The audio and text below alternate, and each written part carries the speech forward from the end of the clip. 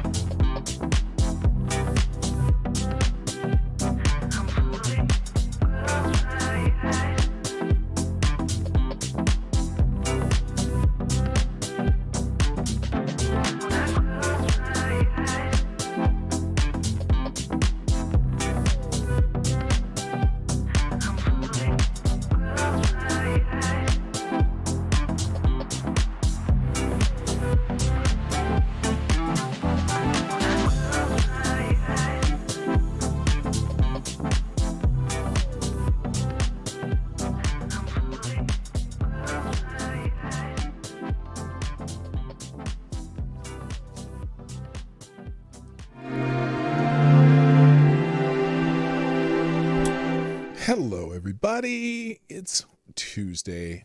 Now, I was going to start making this like a Twitter Tuesday or TikTok Tuesday and just go through Twitter stuff. But, current events kind of override any plans that I had for today, mainly because we blew out of the pile of rocks over there in the other end of the Middle East quite abruptly.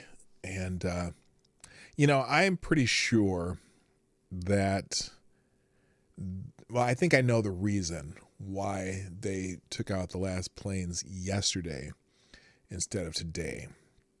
At least I think I do. I don't know if they meant by well, we'll get to that in a minute, but I have tons of news about that, but I'm only going to kind of touch on a few different aspects and then try to actually, there's some COVID news. There's just other news that, I've kind of been neglecting because of this debacle that we call a president. And yes, I know I'm not on the screen. Anyway. So anyway, we're going to do that and more after the intro. Johnny. Hey, play the intro.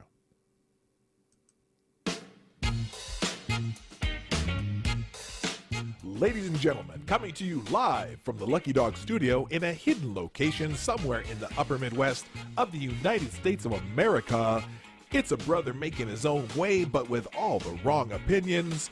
Welcome to the Morning Night Live with your host, yours truly, PDawg Knight. Alrighty then. Let's stop that music. Good morning, everybody. Welcome to the Morning Night Live. I'm your host, Marty, also known as Dawg Knight on the internet. And welcome back to the Dawg Knight Channel. It is Tuesday, the 31st of August, 2021, the day that we are to have our entire military out of Afghanistan. Oh, my goodness, it's already gone. And boy, did we leave some shit behind. And we left some people behind. And we left some, well, I'll get to that in a minute. Anyway, I hope you're having a good morning today. I just got the call. My engine has arrived. So now I get to take the truck over to the old mechanic dude that I trust very well. Good old Chad over there. And they're going to install my engine. So I'll have a vehicle probably by this time next week. Well, not this time next week. It takes 3 or 4 days to do everything. Plus I'm having new exhaust system put in and a new cold air intake. But anyway, I am quite happy. We're going to be a 2-vehicle family again, and I'm going to have a truck that'll purr like a kitten. Well, I don't know about a purr, but it'll sound really good and it'll run, which is the biggest thing that can happen for me right now. This one vehicle thing is tough, man. Fortunately, Lady Boomer doesn't have to work today, so I didn't have to rearrange the schedule. I hope you're having a good week so far. I know if you're spending a lot of time paying attention to the news, you might be sick to your stomach a little bit. But other than that, I hope you're having a good day. Let's say good morning to everyone in the chat since what happened there? There we go. Okay, let's say good morning though and get it started because I got a ton of tabs open. But like I said, I'm only going to touch a little bit. I'm not going to get deep into a lot of articles today. This is just more of a news day. Get you caught up on what's happening and some of the things that are of note, which there are a lot of them. Anyway, so first in the chat today was Attack Alpaca. Woo! Welcome to the show. Thank you for being here. You got here almost right after I set up the show, even before I went live. So that's cool. Good morning also, Jesse Leon, Gunfox61, Select a Boy. Yeah, also, boy. Good morning to Infamous One, People's Front of Canada, Fox P2. Let's see, who am I? Skip down here. I said, geez, Jaeger Pony, my favorite Canadians in the house. I'm already on my way. On your way where? Maybe y'all were talking about something that I missed. Anyway, also good morning to the one who. I hope things get better for you, my friend. I heard about you not losing or getting laid off. That sucks, man. My best wishes to you, obviously. Also, good morning, Aaron Meredith, Jonathan Peterson, Ginger Power, Ken Lee, nice to see you, Zombie Teddy, Duck Dog, try being a 6-car single owner. Well, as long as one of the 6 runs, I've got to tell you. Anyway, and also, hey, Larry. Oh, nice to see you back. Hey, Larry, I haven't seen you in a while. Nice to have you back. All right. Just as I always say, share the stream and see if we can start getting about 50 people in here. We'll work on that. And also, share the stream, hit the like button if you want to be a sponsor of the show, Streamlabs and YouTube Super Chats, or you can go down in the description down below. There's a couple other ways you can sponsor the show, or just go buy something. Go to PDawgKnight.live and buy a Resist Fascism product. Hats, shirts, coffee cups, and so on and so forth. Anyway, I do have my cup of reparations right here. So everyone have a sip and we'll get it started. So as we know, I'm not even gonna waste any time today. Let's get it on the screen. As we know, Pentagon announces the end of Afghanistan evacuations, unfortunately with hundreds of Americans left behind. I didn't check this clip. There's an ad on it. Let's mute that real quick. The Pentagon announced Monday the completion of the evacuation mission in Afghanistan. Well, completion is a very generous term in my mind, but they did get the military presence out after nearly 20 years. Central Command Commander Marine General Frank McKenzie announced in a briefing on Monday that the last U.S. military aircraft has departed from Hamid Karzai International Airport, where the evacuation was being staged. I'm here. Let's see. Is this ad gone? Here we go. How long is this? 49 seconds. Let's see what they say. To Americans and Afghan allies who were left behind. So the military phase of this operation has ended. The diplomatic sequel to that will now begin. And I believe our Department of State is going to work very hard to allow any American citizens that are left. And we think the citizens that were not brought out number in the low, very low hundreds. I believe that we're going to be able to get those people in out. the low hundreds. Negotiate very hard and very aggressively. Hundreds? To get our other Afghan partners out. The military phase is over, but our desire to bring these people out remains as intense as it was before. The weapons have just shifted, if you will, from the military realm to the Taliban. Diplomatic realm, and to the Taliban. Okay, that didn't give me any confidence. He said, I'm here to announce the completion of our withdrawal from Afghanistan at the end of the military mission to evacuate American citizens, third country nationals, and vulnerable Afghans. He said the last C-17 lifted off from Hamid Karzai Airport on August 30th this afternoon at 3:29 p.m. East Coast time, and the last manned aircraft is now clearing the airspace above Afghanistan. Now, my question was, when they said the deadline to be out was August 31st, I always, usually when I say a deadline's August 31st, I mean that you get to finish it on August 31st, right? So midnight, August 31st, Afghan time, we should have been out, but we were out 24 hours earlier. So I wonder if they meant to say that they needed to be out, that no one needed to be there by the 31st. You never know. Or here's the optic I think they were avoiding by making that last plane go out yesterday. Because if they would have gone to the 31st and had planes going out, I have a feeling there was probably some Talibani with with certain surface to air missile that could have been a hero by taking out one of our last planes.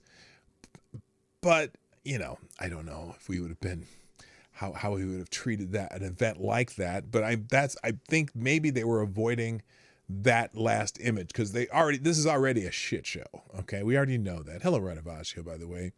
I think he means the bribing Islamist terrorists with tens of billions of taxpayer money to pay for the hostages phase is about to begin.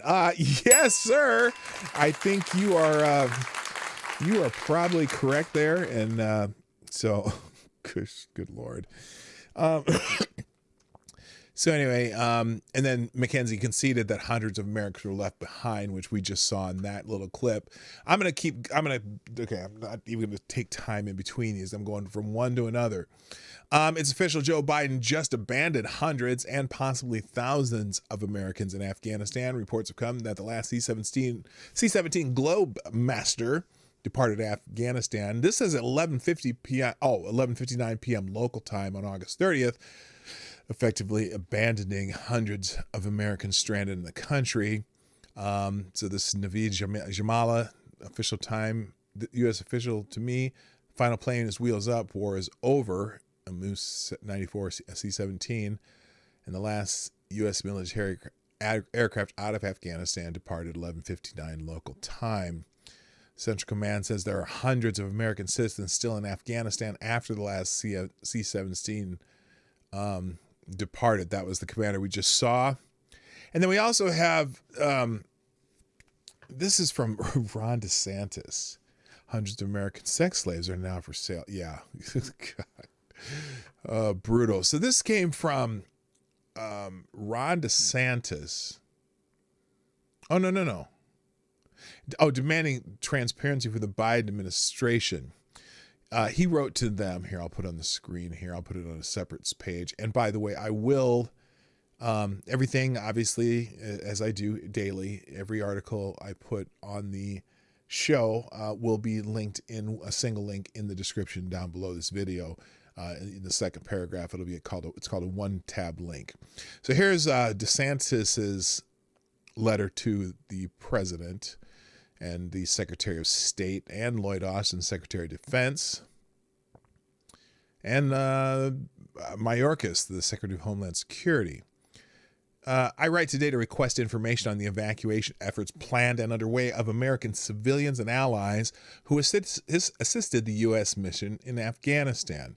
As President Biden's self-imposed August 31st, 2021 evacuation deadline approaches, this is from yesterday, approaches and the situation rapidly deteriorates, the continued lack of information sharing is unacceptable. The crisis in Afghanistan is of President Biden's own making, yet the consequences extend beyond the borders of Afghanistan and into the United States. Governors need transparency on accelerated evacuation efforts. Therefore, I request the following. How many this is just a list of things. How many Floridians remain in Afghanistan? What is the administration doing to ensure the safe evacuation of all American citizens and all eligible Afghan partners? How many Afghans are being evacuated to the United States, and where are they going? What is the vetting process of Afghans being transported to the United States? Have evacuees been flagged for possible ties to terrorism during security protocols?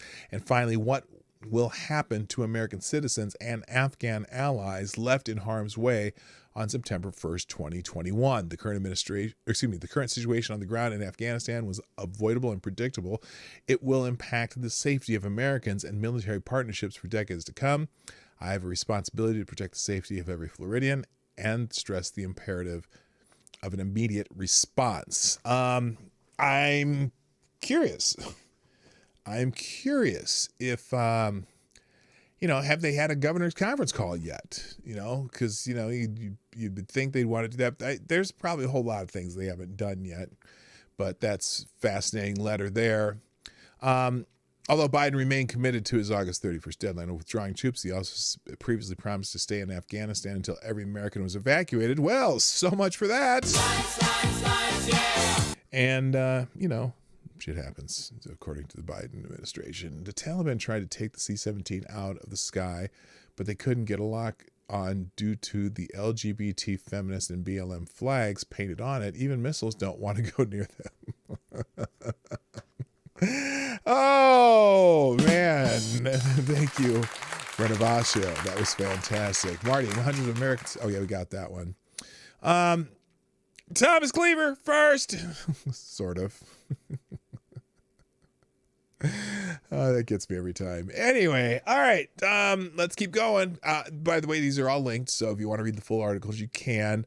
So on the headline of the Daily Caller, Biden breaks his promise and leaves stranded Americans behind at the mercy of the Taliban less than 2 weeks after President Biden promised to stay in Afghanistan until every American gets out. The final U.S. military flight from Kabul departed with hundreds of Americans still left in the country. No American civilians were on the No, get this. No, none, zero, not a single one of American citizens were on the final 5 military flights out of Afghanistan before Biden's August 31st deadline expired. General Kenneth McKenzie said at a press conference Monday afternoon, no American citizen came out on the last what we call the Joint Tactical Exfiltration, the last 5 jets to leave. We maintain the ability to bring them in up until immediately before departure, but we were not able to bring any Americans out. Now, it doesn't mean that there were no Americans there wanting to get out. We'll get to that in a minute. Hello, Amy in Connecticut. Nice to see you.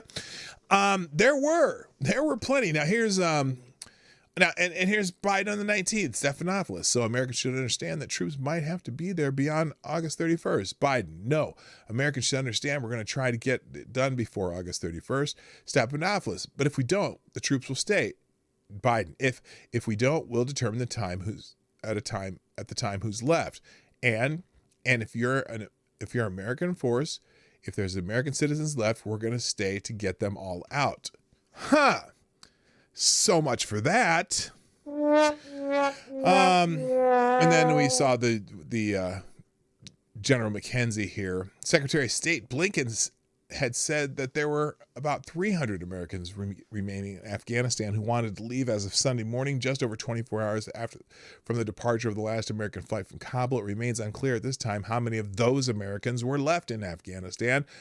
And then when asked what his message is for American citizens and Afghan allies who were left behind, McKenzie stressed that the diplomatic phase of the operation was still going on, as we heard him say. Yeah, we'll see, I guess. So we're going to keep going. And again, all these articles will be in the tab down below if you want to read them a little more deeply. But the Taliban sure had a celebration yesterday after the last flight left Kabul. The Taliban fighters took to the street of Kabul Monday to celebrate the last U.S. evacuation flight out of Afghanistan as America's longest war ended. Fireworks were seen in the distance outside Hamid Karzai International Airport Monday evening as the Taliban advanced on what was a U.S.-controlled airport just hours earlier, according to the Daily Beast. Fireworks, celebratory firing, Taliban, they were probably shooting people in the streets too. Full independence after, So this guy is saying my father defeated the Russian power and I'm part of the Taliban defeating U.S. forces in graveyard world of empires at age 40. The Taliban commander Mujahid Rahmanin told a reporter in the Ghazni province, according to the Daily Beast. So they see this as a victory over the United States. And it's interesting because I don't know. It's hard to say if we ever really wanted Afghanistan for anything. You know what I'm saying? I'm just, although now that we know that it's probably a country rich in lithium, I could see maybe where we would. You know, here's the thing too. I don't think the Chinese are going to give a shit. When the Chinese decide to go in there, they're just going to kill people and take the lithium, you know? I don't know. So anyway, these guys were celebrating, and if you want to read about Taliban celebrations, you go right at it. Good morning, Earl of Funkdom. Funky Animal, what's up, dog? Also, good morning to Why Are You So Angry? Nice to see you in the chat. Keep going here. What else? This is just an extravaganza. Now, here's just an article, 21 times Joe Biden promised to leave no one behind. This is in the Breitbart article. President Joe Biden ordered a hasty, chaotic, and deadly withdrawal from Afghanistan, leaving hundreds of Americans stranded there on August 31st. Ironically, Biden had promised repeatedly to leave no one behind, there or anywhere. He broke a specific promise not to leave Afghanistan until all Americans had been rescued. So this just gives you multiple times that 21 to be exact, if you want to use that for your next blog or whatever. Good morning, Asian Research Directorate. Where will the U.S. Armed Forces get combat training now?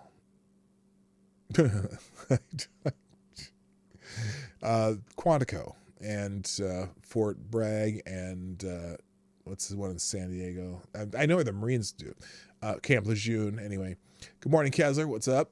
Amy Connect. The worst was Raggedy Ann saying they'd get out any American who wants to leave. Bitch, show me a list of Americans who wanted to stay, right? Yeah, because she had this thing about, well, there's probably some who want to stay. Well, I suppose there's a few dual citizens maybe who wanted, their families are there or whatever, but I would love to see the list of people that are there that actually wanted to stay in perpetuity with the Taliban taking over. Anyway, so anyway, if you want to see a list of those, that's probably blog worthy. I probably could. I'm sure we could put up some serious. This is like just a Twitter thread that you could pull from that one if you want to do something like that. Also, now this is interesting that I didn't know about this. So there was apparently some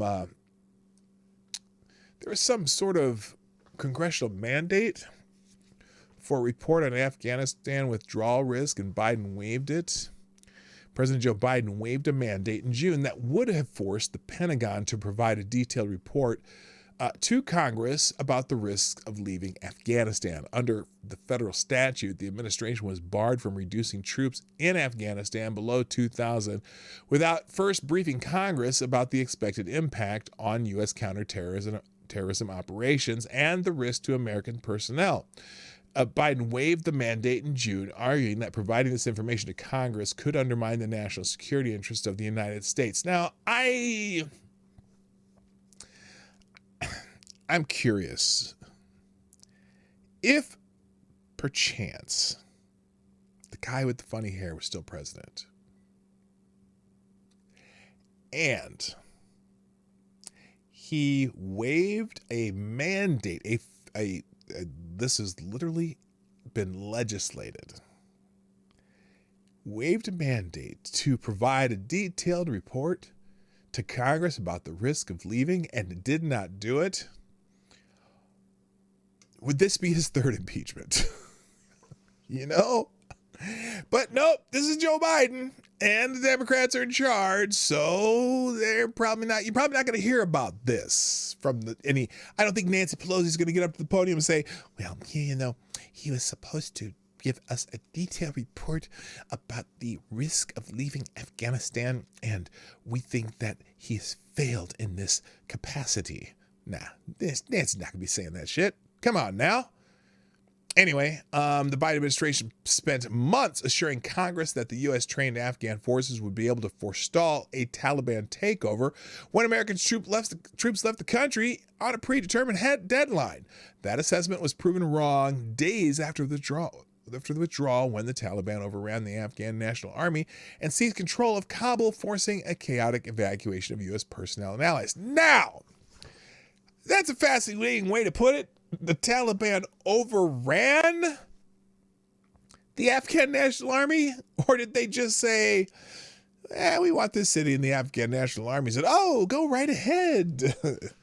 You know, and I still say that this is a consequence of the new president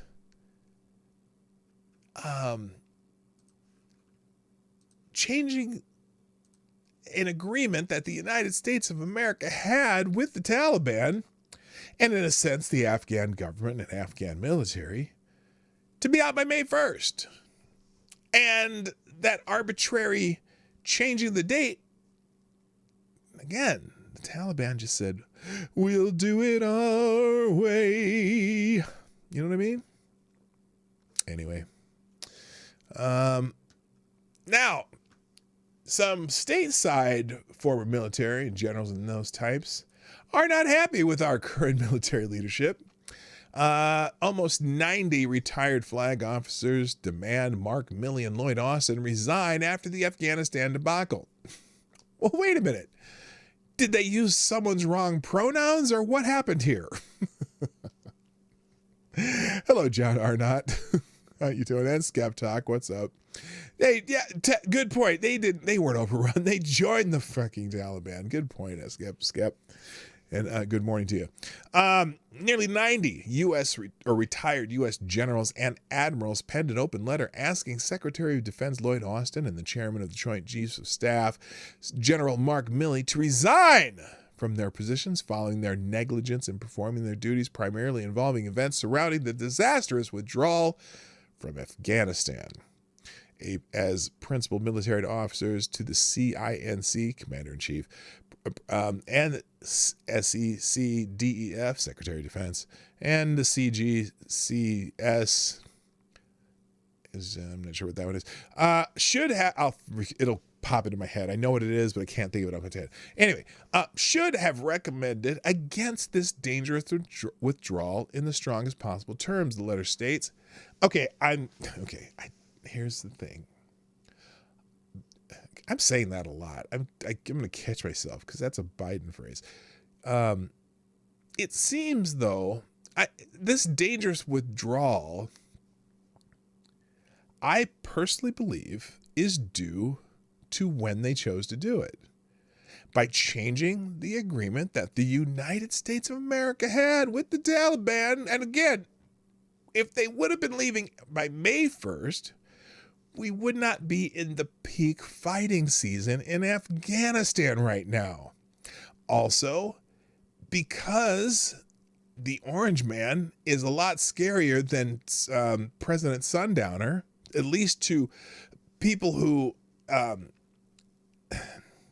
might do us harm. Because look, I'm pretty sure had it been President Trump, we would have had some sort of way of getting citizens out first. Then our military would have come out, and the Taliban wouldn't have been prepared to roll through the country because it wasn't fighting season. And the Taliban probably wouldn't go back on an agreement because they would be very concerned about being Soleimani'd. Yes, that's a verb now. They did not want to be Soleimani'd. And I don't have any doubt in my mind that the president with the funny hair would have had some very colorful, strong phrases about how they would be Soleimani if they went back out in their agreement. That would have been, at least during a funny-haired presidency, credible. Because we have the equipment and ours works, kind of like he said to, what's his name, the fat dude, the Kim Jong-un, right? It's funny how Kim, and that's an Eastern culture. They honor and respect strength. And regardless of what you thought of the guy with the funny hair, he projected strength. And that's what would have been effective. This whole thing, not effective. Sorry. And I got to tell you, we laugh at the ads of the, oh, here's our part of our new military, the girl with two moms and yada, yada, yada, and all this shit. I don't think those ads would have flown under Trump. Anyway, back to this. Here's their letter. As principal military advisors, let's see. They should have recommended against this dangerous withdrawal in the strongest possible terms, the letter states. If they did not do everything within their authority to stop the hasty withdrawal, they should resign. Conversely, if they did not do everything within their ability to persuade the commander-in-chief to not hastily exit the country without ensuring the safety of our citizens and Afghans loyal to America, then they should have resigned in protest as a matter of conscience and public statement. This hasty retreat letter continues not only left thousands of vulnerable Americans and Afghan allies stranded at the hands of the Taliban, but also contributed to a catastrophic loss of billions of dollars in advanced military equipment and supplies, falling into the hands of our enemies. The consequences of this disaster are enormous and will reverberate for decades, beginning with the safety of Americans and Afghans who are unable to move safely to evacuation points, therefore being de facto hostages of the Taliban at this time. The death and torture of Afghans has already begun and will result in a human tragedy of major proportions, the letter says. The damage to the reputation of the United States is indescribable. We are now seen and will be seen for many years as an unreliable partner in any multinational agreement or operation, trust in the United States is irreparably damaged.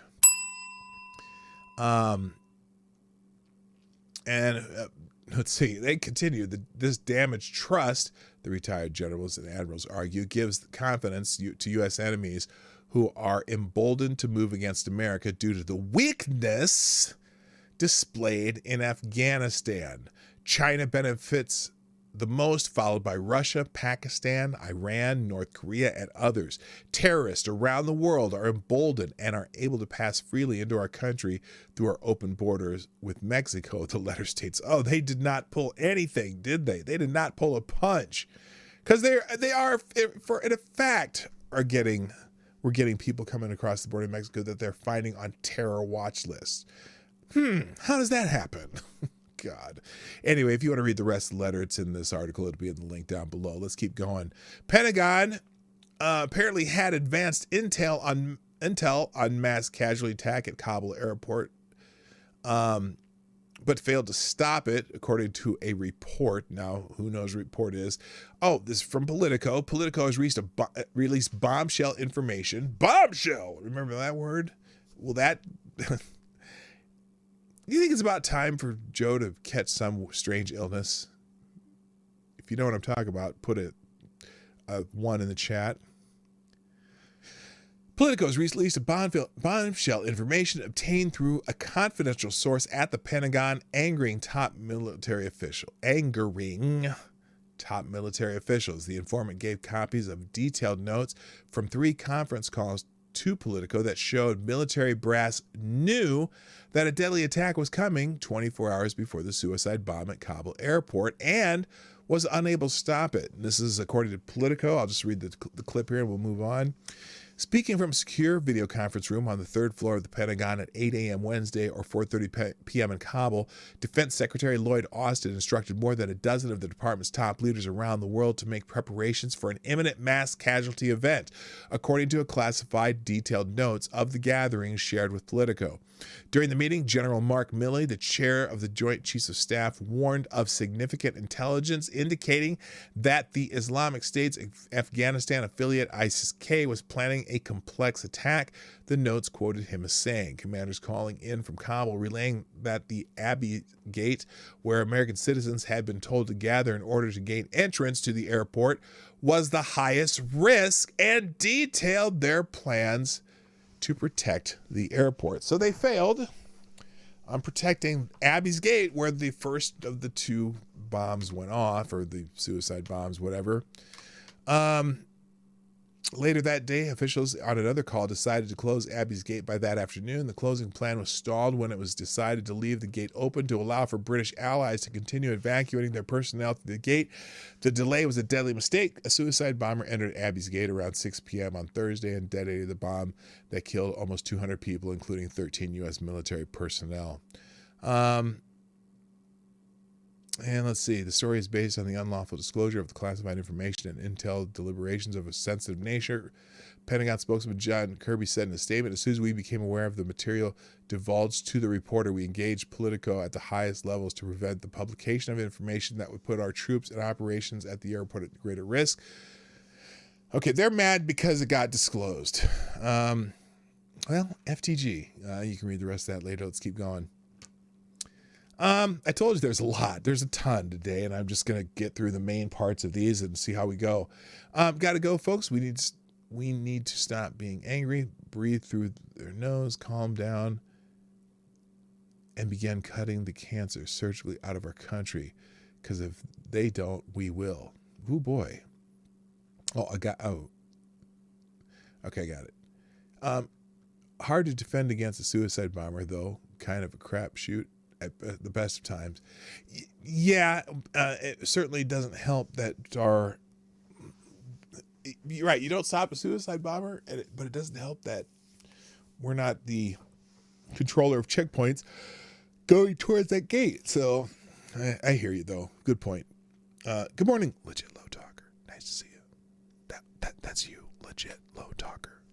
Okay. Also, some things that happened. U.S. military allegedly blocked American citizens from entering Kabul airport. Top GOP senator demands to know why. Let's see. The top Republican member on the Senate Permanent Subcommittee on Investigations demanded the Biden administration address a report that a U.S. military commander blocked a group of 25 American citizens from entering the Kabul airport. Former Force Recon Marine Chad Robichaud told the Daily Caller News Foundation that his nonprofit organization had organized a bus transport to the Kabul airport for 100 Christians, 300 orphans, and 25 American citizens early Thursday morning. But when the evacuees arrived at the airport, Robichaud said a military commander made a scene and made the evacuees leave the airfield. He really created a scene with us, did not like what we were doing and how we were doing it, and actually made the people get back on the bus and put them outside the gate and essentially sick them back off to the Taliban, Robichaud said of the military commander when he identified, which he identified as commander of the 82nd Airborne Brigade during a separate interview with Newsmax. Wisconsin Senator Ron Johnson, the ranking Republican member of the Permanent Subcommittee on Investigations, expressed shock that a military official would block American citizens from entering the Kabul airport in a Friday letter to the Department of Defense and State. Yeah, that's pretty shitty. Sorry. If they're American citizens, why weren't they allowed in? They didn't like how it was happening. I don't know. Maybe, of course, they may have been worried that that among the 300 or 400 Christian orphans, maybe they were saying that, they couldn't vet them. But if they had 25 Americans with passports, you would think they would find a way to let them in. But that's not the only case of them turning Americans back. I'm just telling you. There is also a video along with that one. It's in the Daily Caller article. Good morning, Balin Bobby, by the way, from New Mexico. Nice to see you. That's what you get when you have an administration formed on the basis of identity politics added to the top of standard political nepotism and cronyism. 2 times the crap just sinks twice as bad. Yes, it does. And also, but this retired Marine says hundreds of their rescued orphans and Christians turned away by U.S. military and ended up in the hands of the Taliban. I'm wondering if this is the same. Yes, this is the same on Robichaud. So, Republican member of the Senate, permanent, blah, blah, blah, demanding answers. Let's see. U.S. retired Marine claimed his organization rescue efforts for hundreds of stranded people, including Americans in Afghanistan, were shot down by the military. Figuratively, not literally. Republican Alan West, U.S. retired Army Lieutenant Colonel, reported that his close friend and former recon Marine Chad Robichaud had his rescue efforts thwarted by the U.S. This is from my close friend, former recon Marine Chad Robichaud, who has been on the ground and in theater coordinating rescue efforts. West posted on Facebook, "This is unconscionable, and there are many who need to be held responsible and accountable for this, starting at the top with Joe Biden." So anyway, here's the message he received.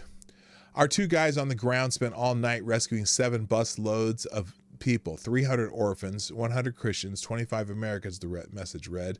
"The families of the pilots that have been shuttling our flights. After getting them on the airport and into the holding area, the colonel over the 82nd had the group kicked off the airport and into the hands of the Taliban because he didn't like the fact that we were out there rescuing people," Robichaud claimed, essentially murdering them.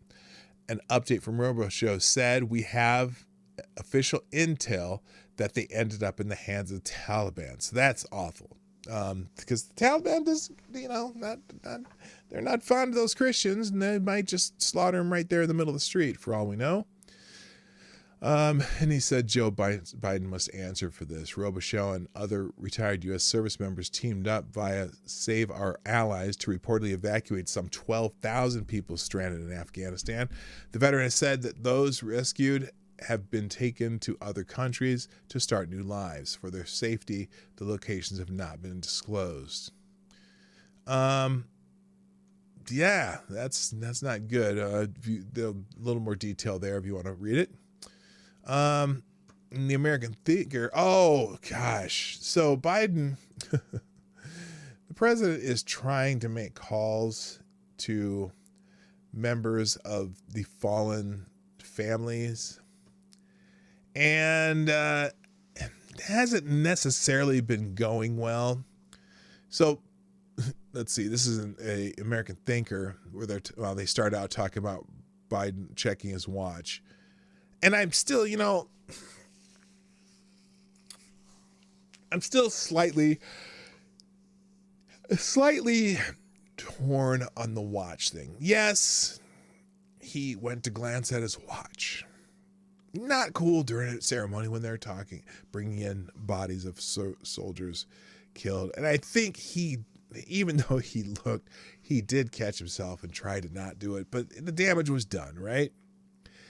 Anyway, apparently he failed to understand that as commander-in-chief, he should have saluted the coffins as they were carried past him. No. What? So their first sentence here. We've written about Biden checking his watch while he was at Dover Air Force Base yesterday, watching the transfer of those who died from Kabul, from the airplane to the hearses that will drive them to their final resting places. He also failed to understand that as commander-in-chief, he should have saluted the coffins as they were carried past him. No, I don't think that's correct. Any military people can tell me this.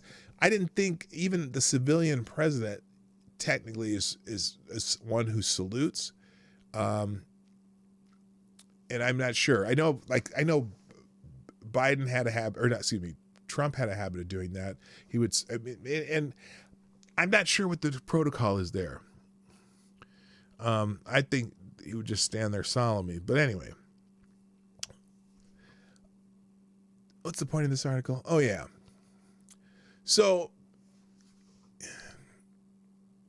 he should have saluted the coffins as they were carried past him rather than putting his hand on his heart. And as the picture shows below, he stood at parade rest rather than attention, although that may have been old bones protesting. It was all a telling breach of protocol, and it turns out that Biden was just as tone deaf in his dealings with those families of those who died. It is correct. He should have saluted. Okay. I'm not sure. I'm never sure of the civilian president, even though he's the commander in chief, if the civilian president is supposed to salute. Okay. You're telling me he is. I'm not sure.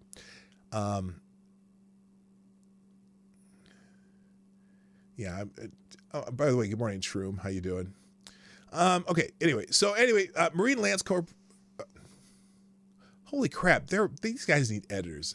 Marine Lance Corporal, not corporation. Riley McCollum was one of those who died. He was only 20 years old, and his first child was due to be born in 3 weeks. It would have been tragic enough had he died in battle that had a meaning. The horror of what happened to him, and by extension his family and unborn child, was that his death was utterly pointless. McCollum died because Biden completely botched the pullout from Afghanistan. Even a child would figure out that you never give up your security until the last person, civilian or military, is gone. But while a child could have figured that one out, Biden and his team were unable to do so. Look, I'm reading that just because it's in the article. That's slight, not even slight. That's hyperbole. Sorry, it is. Although McCollum's family was at Dover to see his body arrive, only his wife, Gina, spelled in a way that I'm just going to hope it means Gina, went to meet with Biden. The rest of the family didn't want to speak with him because they believe he's responsible for what happened. The Washington Post described what happened at the meeting, and here it is. Only Gina, who was expecting the couple's child next month, stayed, but she left disappointed. Royce McCollum's sister said, the president brought up his son, Beau, according to her account, describing his son's military service and subsequent death from cancer. It struck the family as scripted and shallow, a conversation that lasted only a couple of minutes in total disregard to the loss of our Marine, Royce said. You can't F up as bad as he did and say you're sorry, Royce said of the president. This did not need to happen, and every life is on his hands. The White House declined to comment on the private conversations Biden had with his family. So, yeah, they weren't happy.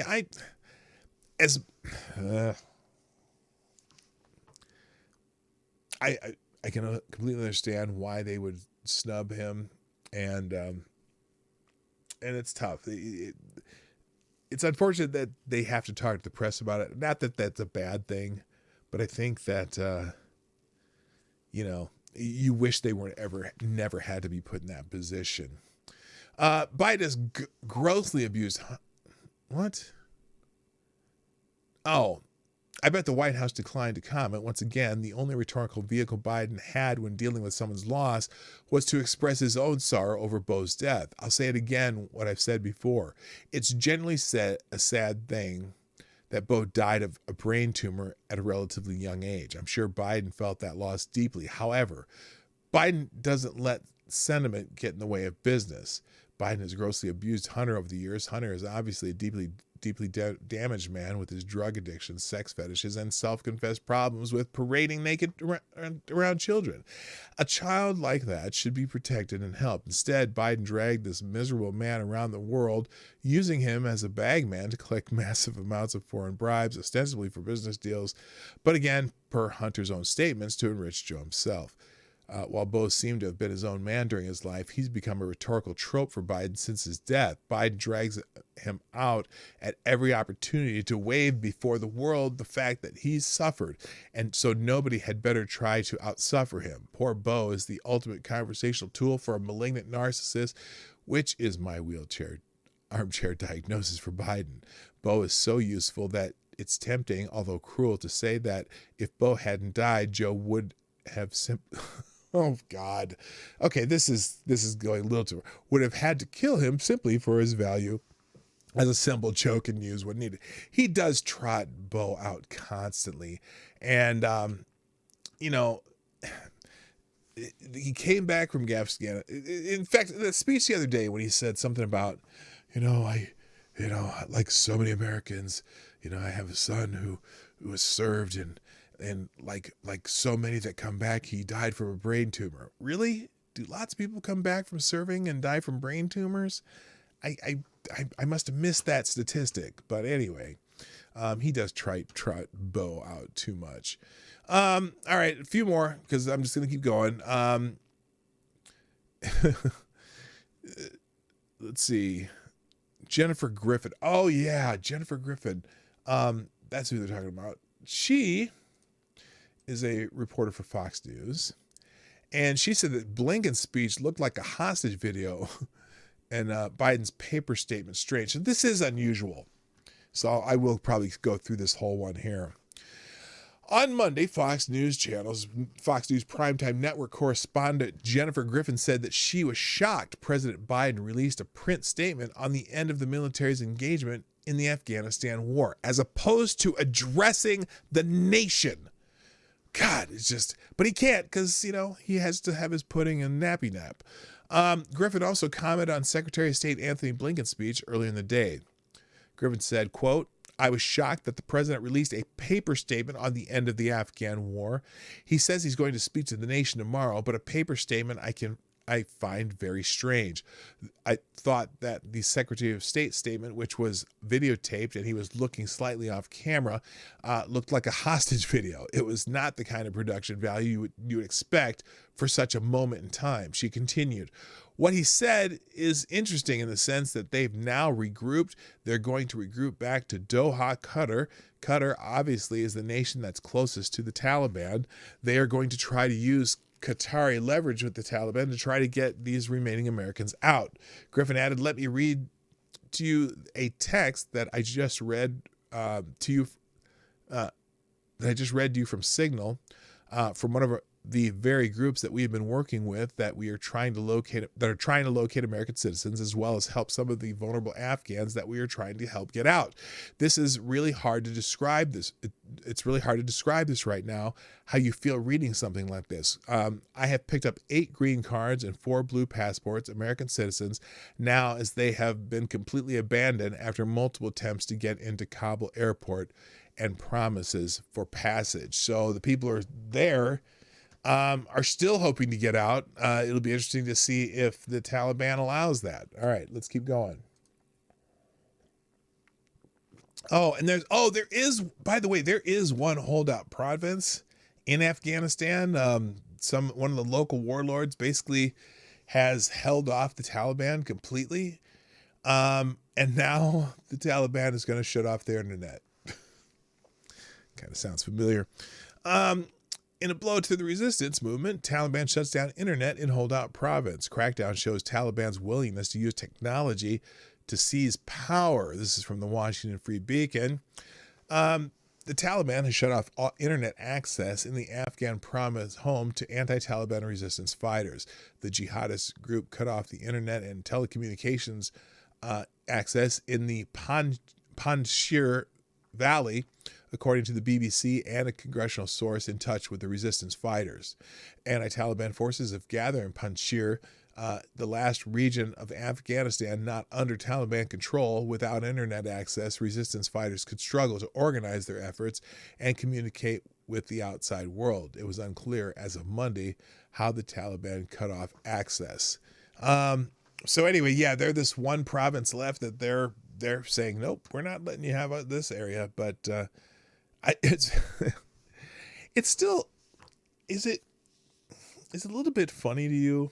It is to me, at least, that out in the middle of Afghanistan, one of the tools and fighting tools that they use is cutting off their internet. Who do they think they are? Facebook or Twitter or something like that? My God.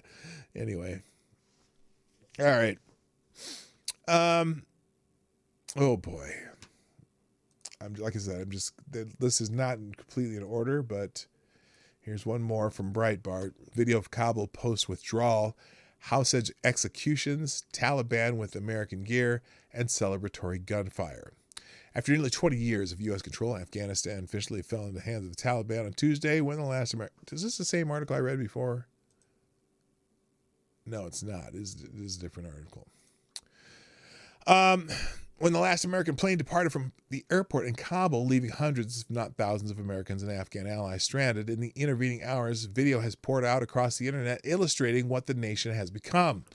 From reports of house-to-house executions to footage of Taliban fighters storming the Kabul airport with American uniforms to video of celebratory gunfire throughout the city, Afghanistan has quickly transformed into what NBC News chief foreign correspondent Richard Engel referred to as an emergency Islamic emirate trying to find its way. Well, how gentle of Richard Engel. So here's some video of the firefighters entering the hangar in the Kabul airport. Oh. Looks like they're wearing U.S. gear. We're here right now with the Taliban as they enter into what was only minutes ago was an American-controlled portion of the military airport. Now they're taking over. Well, yippee. Oh. All right, we'll pause that one. And then here's one. Taliban fighters enter into what had minutes before been U.S.-controlled portion of Kabul airport. After withdrawal and end of airlift, Washington ends its 20-year war in Afghanistan.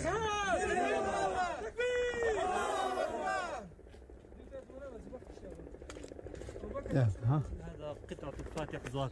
زواك. فاتح زواك. فاتح زواك. ممتاز. هذا قطعة فاتح زواك. الآن ندخل على في باب ميدان هوائي. يلا في باب المطار هياتنا ها.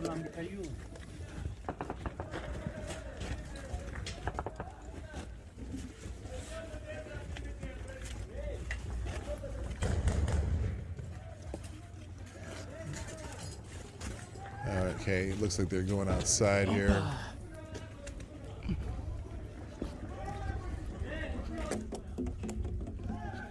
It's fascinating, I gotta tell you. Yeah, there's no more light. They're out in the dark here, so since you can't really see it. But and then here's Kabul after the last American soldiers depart. Celebratory gunfire apparently everywhere. Do these guys realize that gravity is a thing?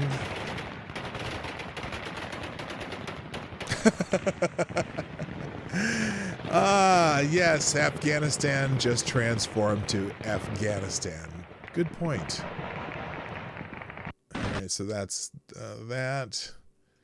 Let's see. Celebrations at Kabul Airport as Taliban elite unit Badr 313 troops finally take control of the last flight of occupation troops leave.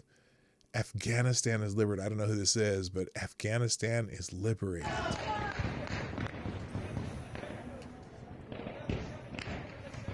Alhamdulillah,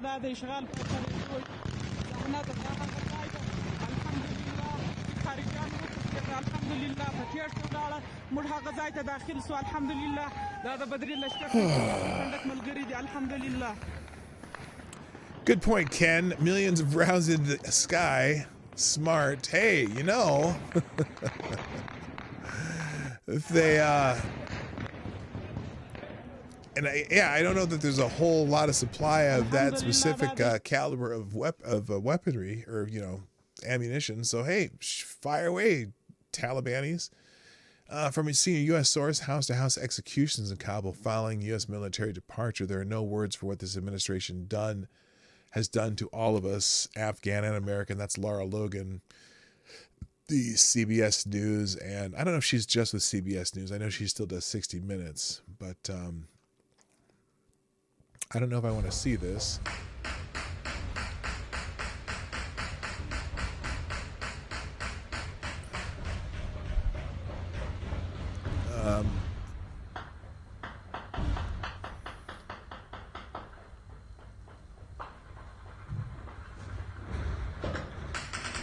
Okay, I'm just going to skip that one. And then trapped outside the airport in Kabul, like so many others, women in Afghanistan, plea for help. President, please save us. President Biden, President of the United States, please save us our families, save us our lives. We don't know what to do there. Please help us. Please help our families. We don't know. We are in danger. It is many days that we are outside the HKIA and we didn't get access. What should we do? Please save us. So this is a report from Laura Logan, the CBS correspondent. Let's see. Dr. Amin al-Haq, a major al-Qaeda player in Afghanistan, Osama bin Laden's security in charge in Tora Bora, returns to his native Nangarhar province after it fell to the Taliban. Dr. Amin became close to OBL in the 80s when he worked with Abdullah Azam in Maktaba Akitamat. So apparently this is the guy in the van here, the SUV.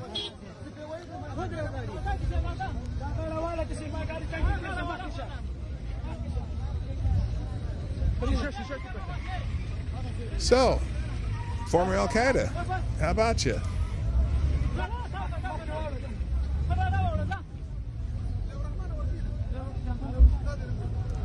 You know, I really wonder. Here he is coming out of the. Is he coming out of the car, or are they just taking pictures of him? Oh, yeah, they got him on video here.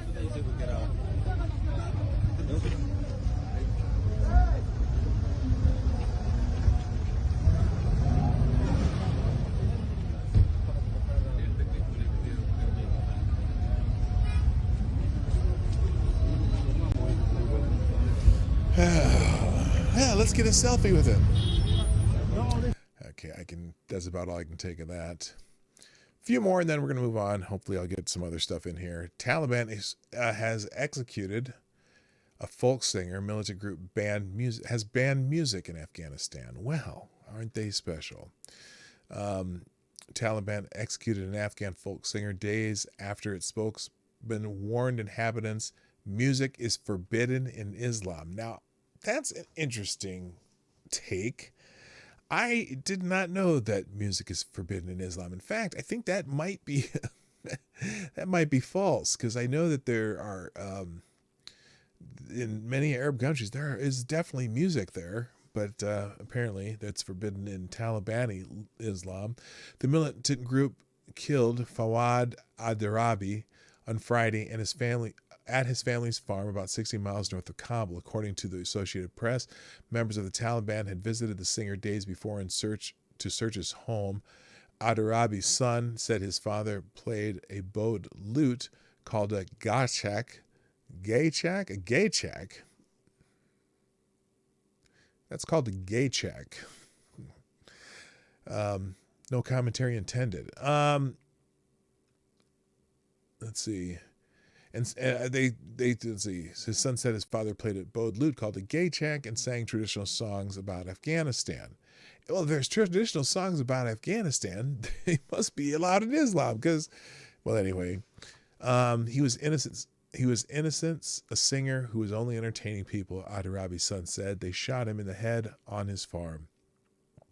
Afghanistan's former Interior Minister Mossad Adarabi tweeted a video on Saturday of Fawad performing, saying the Taliban brutally killed the folk singer who simply was bringing joy to this valley and his people. So here's some, this is footage.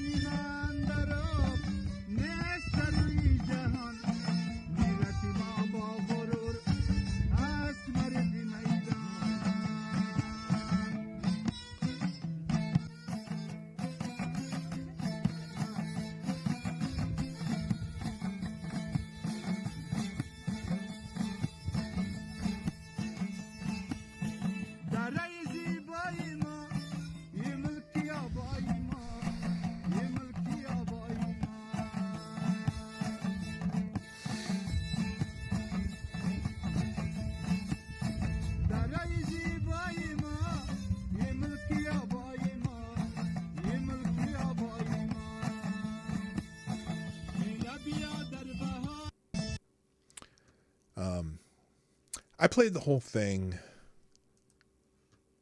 for a reason.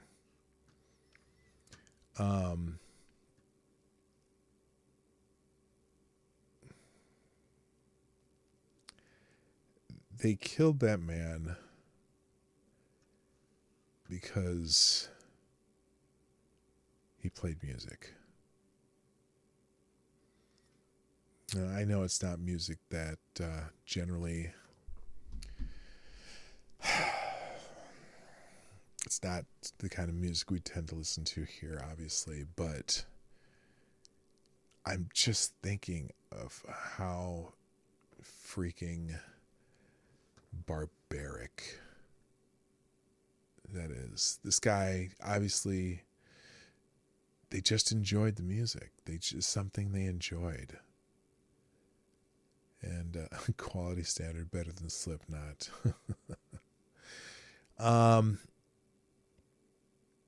You know, I guess maybe it's just because I've been involved in music most of my life. And it's such a universal thing. No matter what type of music it is, in most cultures, music usually uses a form of joy, a form of sorrow, a form of communication, a form of telling stories, a form of remembering things. And this man is killed because the Taliban says it's forbidden in Islam. I'm wondering who. I'm pretty sure I've seen music in Saudi Arabia. I've seen in Bahrain, Qatar, United Arab Emirates. Strictly speaking, music is forbidden, but that prohibition is rarely enforced. Okay, I was going to say it's rarely enforced. If you've seen there's some of the clubs in Dubai. Of course, people get away with a lot of shit in Dubai. It's funny. It was something strangely, even though it's a totally different form There was something strangely soothing about that. I don't know why. Anyway, it just makes me sad. It really does. Hello, Cujo. How you doing? Nice to see you. Thanks for dropping in today. So now we've got the editorials. Joe Biden's dishonorable end to America's longest war. The picture of President Biden stealing a glance at his watch Sunday during a solemn ceremony for 13 service members killed in Afghanistan says it all. Biden can't deal with the reality of what he's wrought. He's desperate to move on. What a dishonorable end to America's longest war. The last service member left in Afghanistan late last night, local time, and the Taliban took over the airport. But Biden already had his mind on other issues and is ignoring the damage he's caused. The deaths of those 13 heroes and nearly 200 Afghans. The untold number of Americans and allies who have been left behind. The fact that his withdrawal puts Afghanistan in the hands of Taliban terrorists who protected al-Qaeda after 9/11. The likelihood of new terrorists emerging there. And of course, the monumental humiliation and loss of trust he's caused for America across the globe. Indeed, on Sunday, after talking to reporters about Hurricane Ida, he refused to answer any questions at all about Afghanistan. Better to simply wave it away. This has long been the way Biden viewed Afghanistan and much else. It's the reason his pullout is so botched. He decided early on that troops would be gone by August 31st, no matter what, while even claiming there'd be no hasty rush to the exit. The withdrawal would happen responsibly and deliberately and safely. It was highly unlikely the Taliban would take over soon, and there was no circumstance where helicopters would be needed to evacuate people from the U.S. Embassy.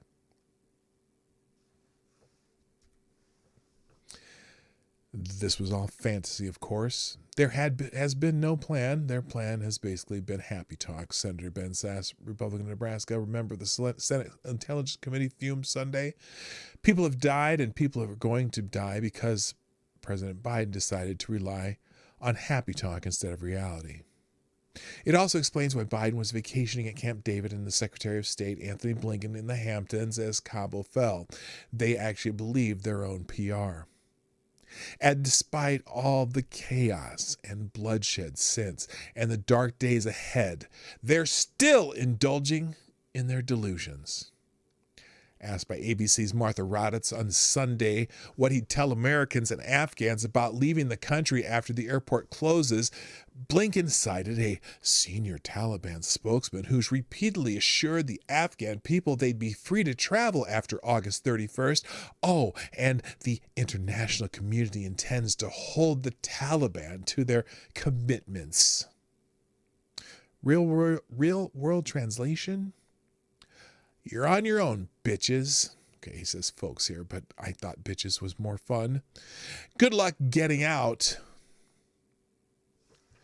The president similarly closes his eyes to the likelihood of a resurgent terrorism in Afghanistan, pulling out every last U.S. troop instead of leaving a small force behind to provide eyes and boots on the ground. Although someone in the chat said they probably have some assets on the ground. I would not be shocked if there's some CIA, bearded CIA agents still over there gathering intelligence. He claims that, quote, over the horizon, end quote, U.S. counterterrorism can keep a lid on it. Yet even with U.S. troops still in the country, ISIS-K terrorists have already launched at least 3 terror attacks just going through Sunday. This is from a few days ago, obviously, isn't it? Oh, no, this is from yesterday. Before the last plane left, I guess. Afghanistan isn't the only issue here where Biden and company view the world the way they'd like to see it rather than the way how it really is. They claim that there's no crisis on the southern border, calling it merely a challenge that would abate when the weather warms. Instead, the number of migrants only went up as temps rose. And even Homeland Security Alejandro Mayorkas now admits The situation is unsustainable. Biden and his fellow Democrats claim inflation is only temporary, even as it's inched up for months, and they're focusing on their $3.5 trillion with the T spending plan, a subject that they can't wait to turn to, even though there's no pressing need for it, and despite the economic damage it's likely to cause. Biden's happy talk costs lives, jeopardizes American safety, and now threatens the nation's economy. And none of that will change until he comes to grips with reality. All right. I just thought that one was the whole thing needed to be read on that one. If you want to learn how the media is kind of whitewashing Biden's Afghanistan blunders, the thing that I noticed the most is there are people in the media who love to make it sound like there's this rash of people out there that don't want us to leave Afghanistan. That you're criticizing for getting us out of Afghanistan. Well, no. Getting out of Afghanistan is not an original Joe Biden idea. I wish somebody would notice that besides me. And of course you. There was already a plan to end the war, to get the troops out, and so on and so forth. There was already a plan, an idea to do it. It's not a new idea. But with him changing the dates that the former president with the funny hair set up, it's almost like him just trying to take credit for it. And boy, the media sure is giving it to him. They make it sound like, all these people were so mad about it. But the funny thing is, too, they will mention Trump about the May. They blame Trump for the May 1st deal with the Taliban. But then in the same breath, say Joe Biden got us out of Afghanistan. Well, what was May 1st? Oh, yeah. That's when Trump was going to have us out of Afghanistan. And Joe Biden arbitrarily changed the day, his first few days in office. And again, and I'm going to say it over and over and over again, that was not Donald Trump's deal with the Taliban. It was the United States of America's deal with the Taliban, regardless of who the president was. So when Joe Biden says, nope, I'm going to move back to this date, not sure y'all thought to even run that by the Taliban, now did you? Or the Afghanistan government that was still in place at the time you made that decision. Gee, wonder why the Taliban decided to just roll over the country. Because the new president already broke the United States of America's deal with the Taliban.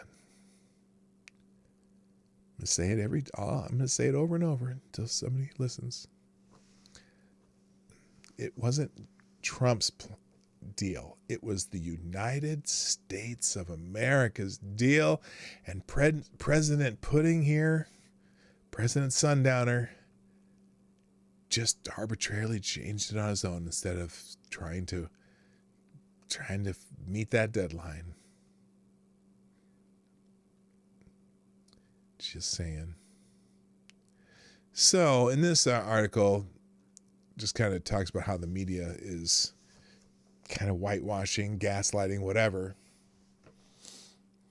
When the Biden administration's feckless management of the U.S. withdrawal from Afghanistan produced all too predictable chaos, the legacy media uncharacteristically reported on the debacle with remarkable candor. This was unsettling to a White House inured in obsequious coverage, and various administration officials have expressed frustration concerning the fourth estate's unfavorable approach to the story. Inevitably, certain journalists, quote unquote, echoed the complaint. New York Magazine's Eric Levitz, for example, querulously insisted, quote, America's withdrawal from Afghanistan has yet to cost our nation a single casualty. I remember the tweet.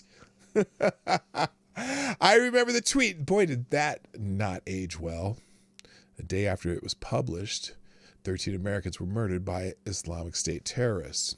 In a New York Times column published on the day of this attack, renowned foreign policy expert Ezra Klein,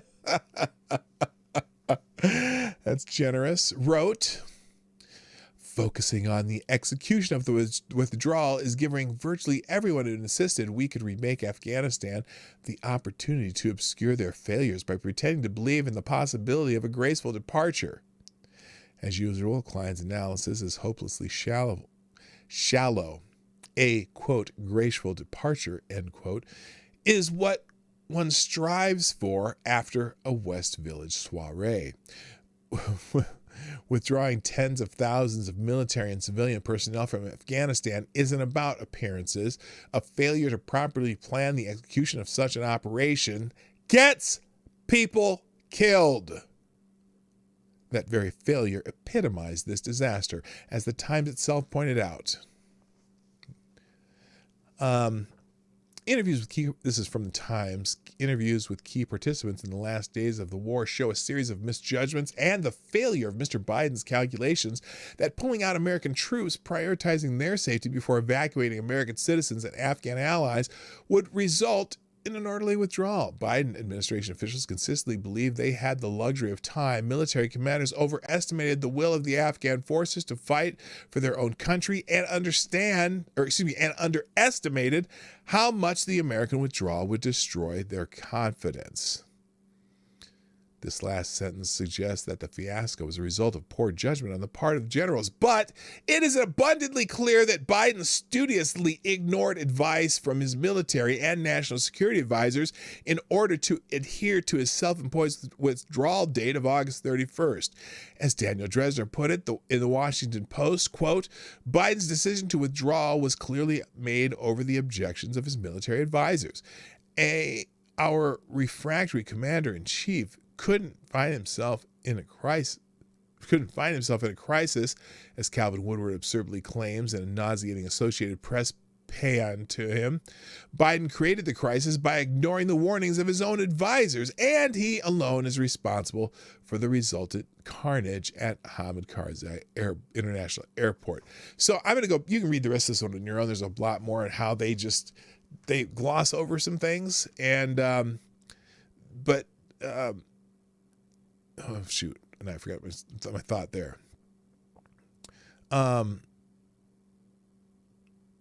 But the idea that the August 31st deadline is the problem is also part of the problem here, as far as I'm concerned. I don't think the May 31st deadline would have been, or May 1st, was it? May 1st, I think.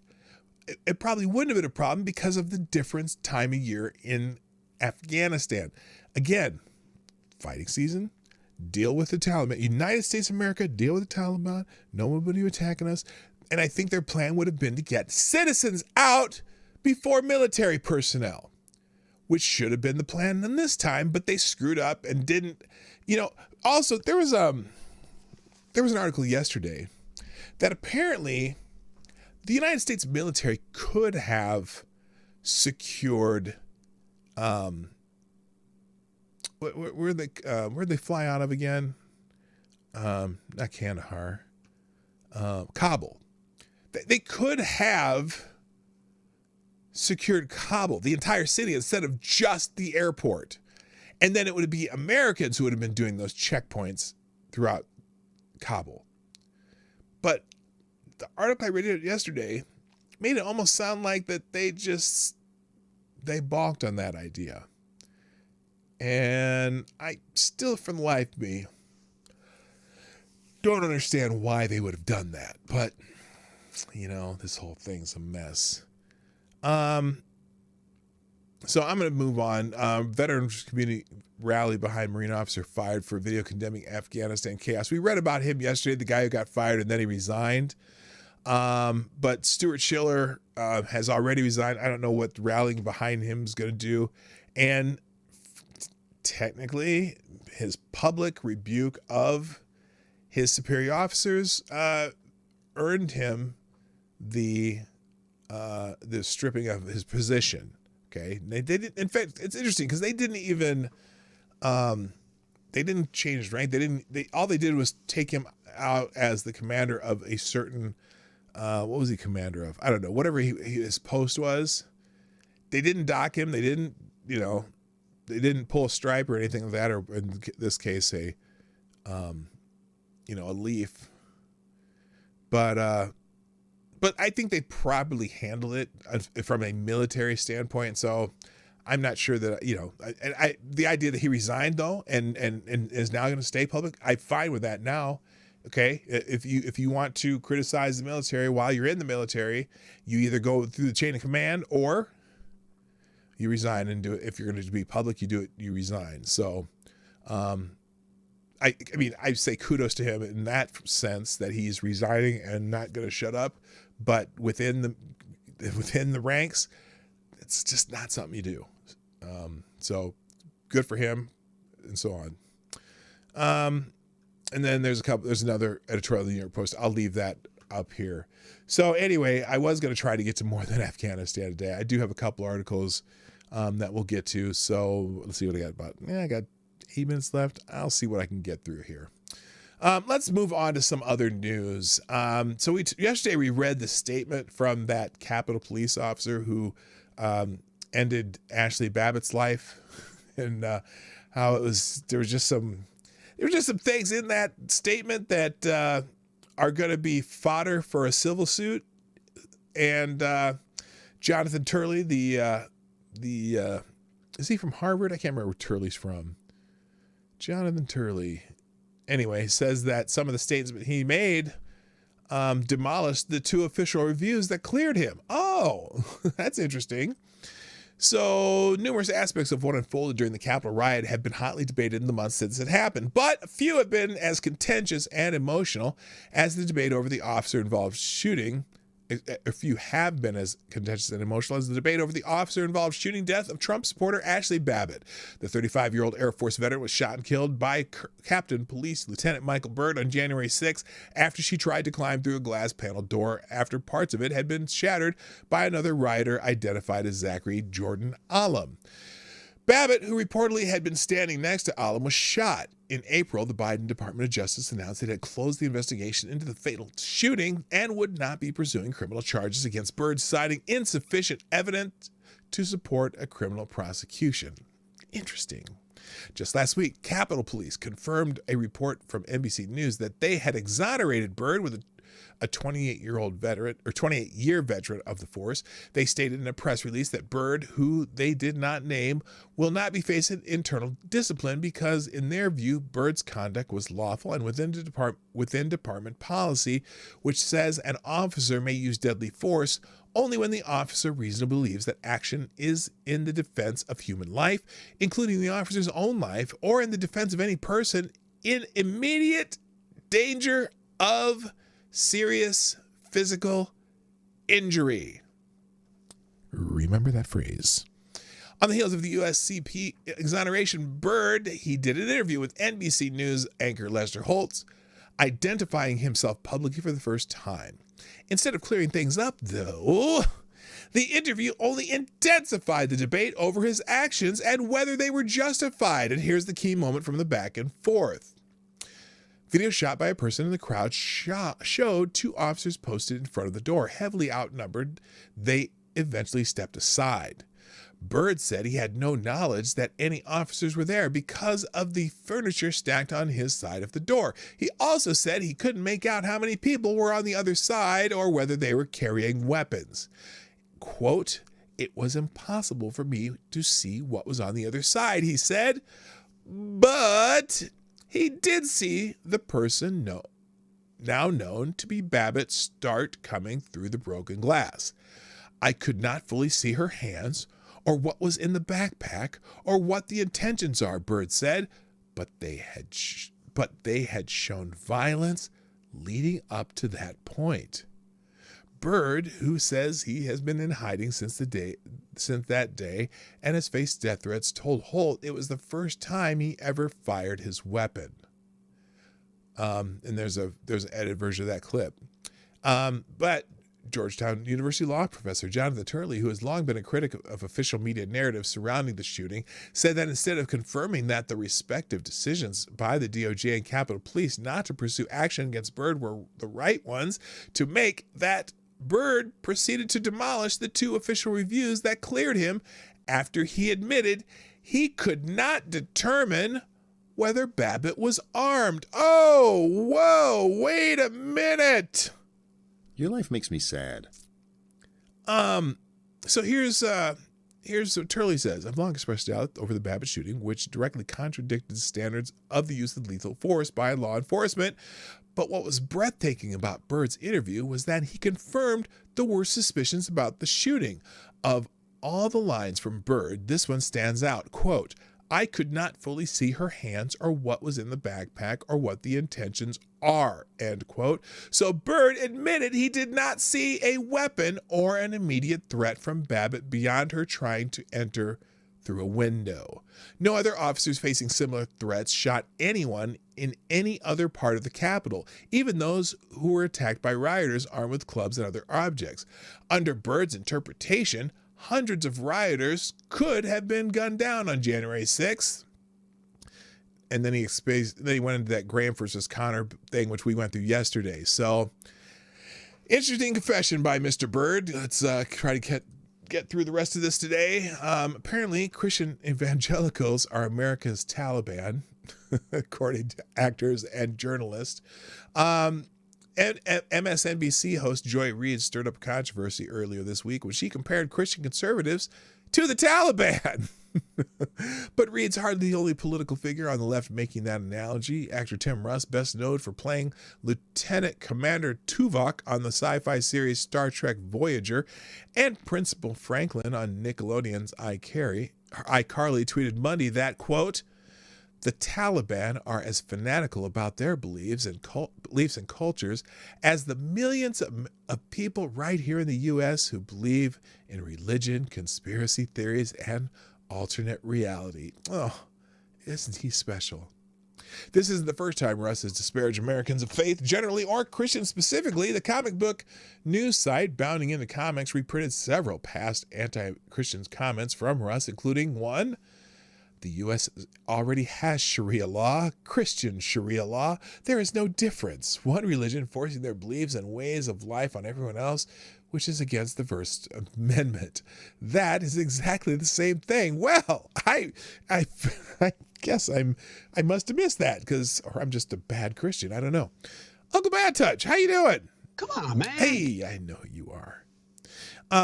Also, he said, don't know who you are, but you need to get down off your high holy Christian high horse about the unborn. You fanatics don't give a damn about anybody after they're born and never have and never will. Quit defending the maniac in the White House, for God's sakes. Anyway, author and freelance journalist Feministe Jones, who has contributed to outlets like the New York Times, Washington Post, Salon, and Vox, has made similar inferences, saying Thursday, always funny to me when Christians pretend their religion is somehow less oppressive of women than Islam, laughing my ass off. Well, good for you. When someone replied that they would pray for Jones, she mockingly responded by posting an image of a crying child holding the wooden cross. And then there's a couple other examples here, but we don't need to go through them. You get the idea, because they all think it, but they don't just think it's just the American Christians who are like the Taliban. They think that any one of those 73 million people who voted for the guy with the funny hair are terrorists. Terrorists. You're all terrorists. All right. Oh, and then so it's funny because I've been reading about other similarities of the January 6th and the FBI's actions to when they were trying to supposedly kidnap the Michigan governor. I think I might even have that in this list. But so the FBI does make themselves some rather unsavory bedfellows, so to speak. Well, it allegedly paid a white supremacist publisher to serve as a confidential informant. Now, this is from Human Events. According to recent court documents, the FBI allegedly paid a white supremacist publisher more than $140,000. Oh, over 16 years. That's not that much. A little under 10,000 a year. To serve as a confidential informant in an ongoing domestic extremism case. Oh, is this one they were setting up themselves? Does this have to do with the governor? No, anyway. As reported by the Epoch Times, these allegations were made by Caleb Cole, an accused member of the white supremacist group Atomwaffen. Is that right? Atomwaffen. Yes, that's or Atomwaffen. That's a German name. Anyway, Cole was arrested in February of 2020 for allegedly participating in an intimidation campaign against Jewish people and minority journalists. On August 13th, Cole filed a motion to suppress evidence seized during the FBI's search of his Texas home. He argued that the FBI failed to disclose the background of one of its confidential informants, specifically their criminal history. Anyway, if you want to read this, just more shenanigans by the FBI. Military allegedly blocked American citizens from entering Kabul airport.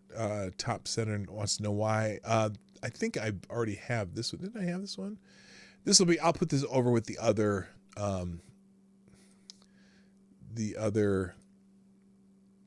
Afghanistan news. You can read that one. That's Ron Johnson again. They're talking about, let's see.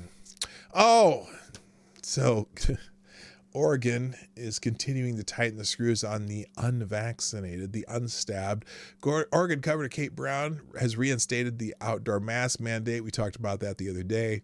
And Oregon is requiring stabs for first responders and K-12 school employees. If that wasn't enough, now the Oregon Employment Department says anyone who refuses the stab will not get unemployment benefits. Wow.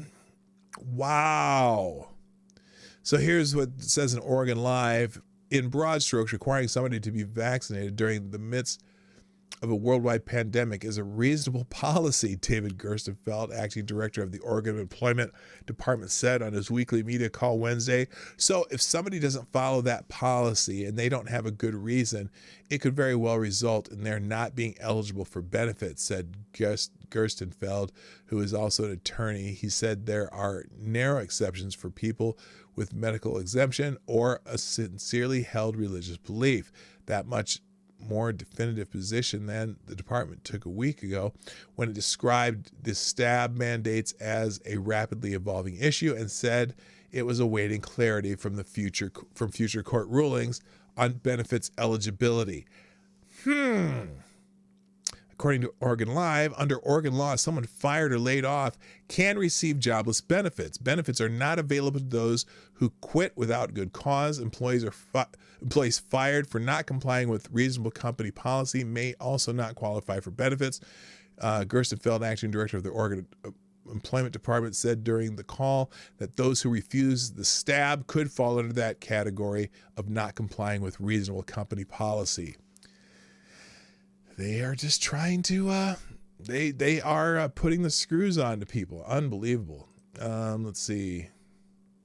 And here, Oregon mandate could lead to mass exodus of firefighters and paramedics across the state.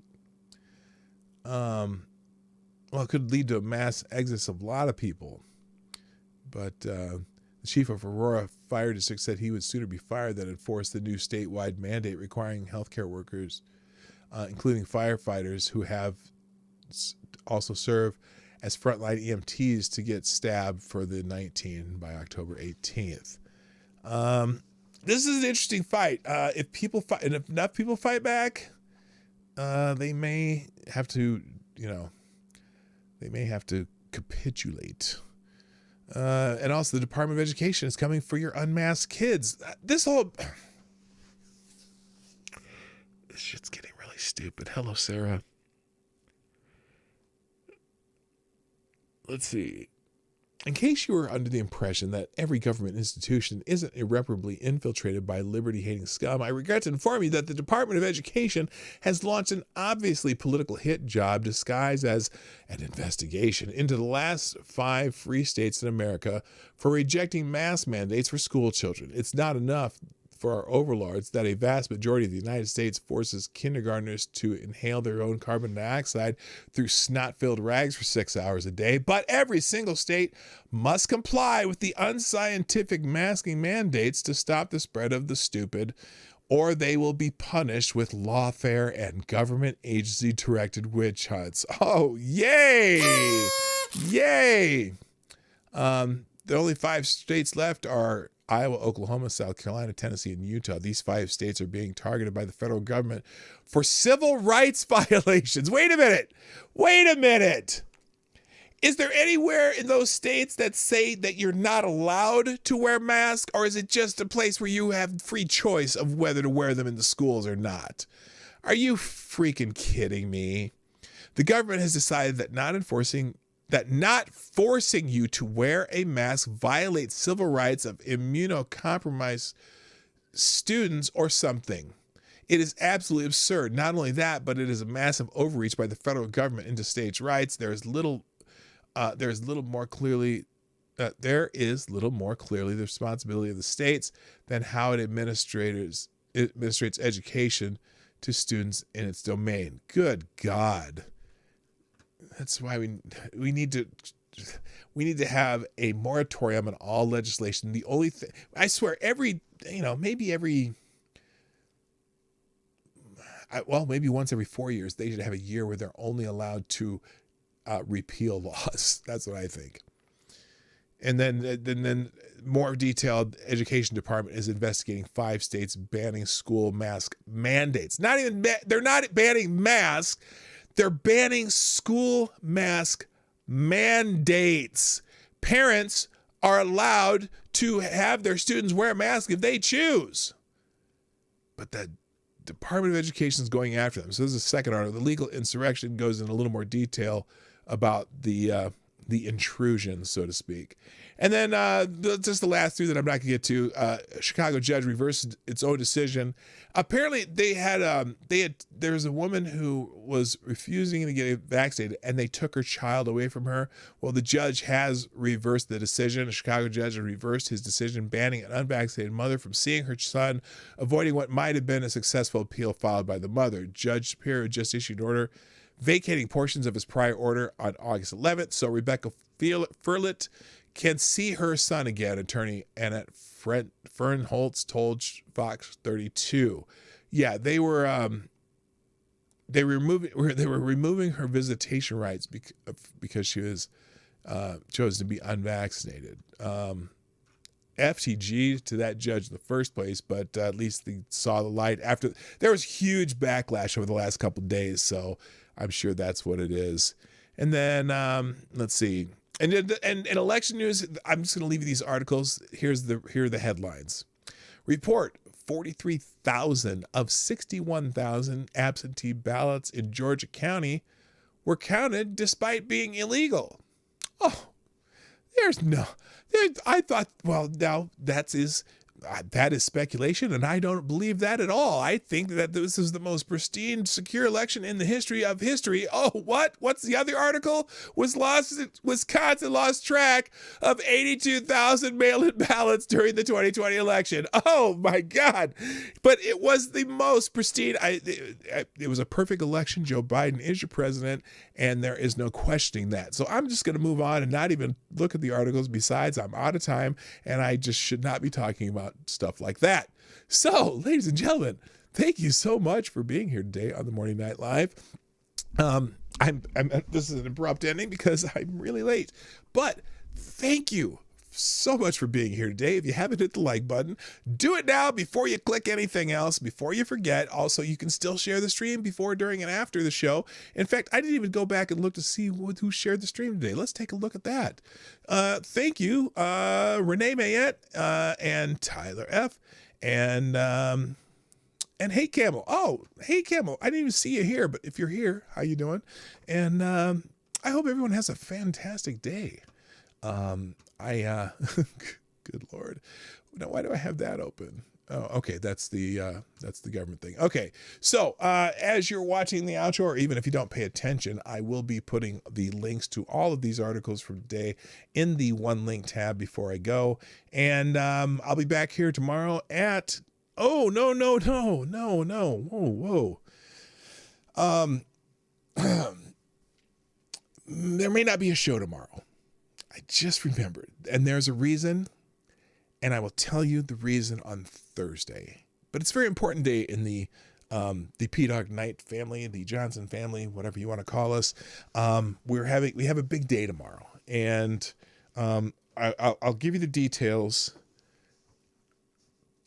Thursday after the fact. I'm not at liberty to say what it is, but it's a very cool thing. It's a good thing. So there'll be no show tomorrow. I'll be back here on Thursday. I'll be in the afternoon on Thursday, in the morning on Friday, and then I'll probably have a makeup show either Saturday or Sunday. Sometime over the Labor Day weekend, we'll do a makeup show, and I'll have a normal schedule the next following week. I'm so excited about tomorrow, but I can't tell you what it is. I can't until like Thursday, and there's a reason for that. So just be aware. We'll have a special show on Thursday, whenever that happens. So, you all have a wonderful day. I'll see you on Thursday. My name is PDawgKnight, and I'm out of here. Bye-bye. Hey, this is PDawgKnight, and thank you for watching today on the PDawgKnight channel. If you have an observation or remark you'd like to make about this video or my channel, I absolutely welcome you to write it in the comment section down below. I really look forward to hearing from you. And before you go, if you like what you saw but you're not already subscribed, please make sure you hit the subscribe button and definitely click that bell that pops up afterwards so you'll be notified when I post new videos or when we go live. I broadcast my live show, The Morning Night Live, Monday through Friday at 10 o'clock Eastern, 9 o'clock Central. A special thank you to all the supporters of this channel who share our videos on social media and who make donations through Streamlabs, YouTube, Venmo, and Cashapp, which are all linked in the description down below. Thanks again, and until next time, I'm PDawgKnight, and I'm out of here.